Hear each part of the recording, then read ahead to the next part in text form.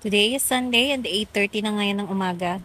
Maulan nga kaya tanghali na ako bumaba. Kanina pa ako gising pero nag-edit na lang muna ako ng mga video at nag-post sa aking mga social media. Sunday nga kaya palengke day namin pero hindi kami makalabas pa kasi naulan. Nanghihinayang nga ako sa oras kaya sabi ko maglilinis na lang muna ako dito sa baba. Pagkagising ko sa umaga ayan, naghihilamos muna ako tsaka nagtututbrush. Napakasarap pa nga sanang matulog lang dahil malamig at maulan. Pero hindi naman pwede dahil marami pa akong mga gagawin. Pag ganitong linggo hindi ako masyadong nakakapagtrabaho kasi kailangan kong mamalengke, magluto ng lunch. Pero everyday naman yung mga post ko sa aking affiliate page na-schedule ko na sa gabi pa lang.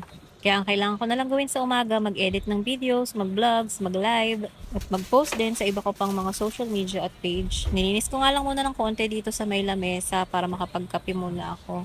Nagsalang na rin muna ako ng mainit na tubig at nag-init ako ng tinapay sa air fryer. Hinugasan ko na nga rin muna yung mga baso na naiwan dito sa lamesa. Pagkatapos ay nilinis ko na rin itong dish drainer namin. Nung mainit na yung tubig, tinawag ko na rin si Hubs para sabay na kami magkape. Linggo ngayon kaya wala siyang pasok at mamamalengke kami. Ayan at nagchichismisan muna nga kami dyan habang nagkakape. May lang yung pagsubo ng tinapay para lang yan sa vlog. Charot. Sa totoo lang masarap kachismisan yung mga asawa natin kasi pagtapos natin ikwento sa kanila hindi na rin nila yan matatandaan. Medyo humina nga yung ulan kaya sabi ko kay Habs tara magbihis na tayo at mamalengke. Kaso nung lumabas kami lumakas ulit yung ulan.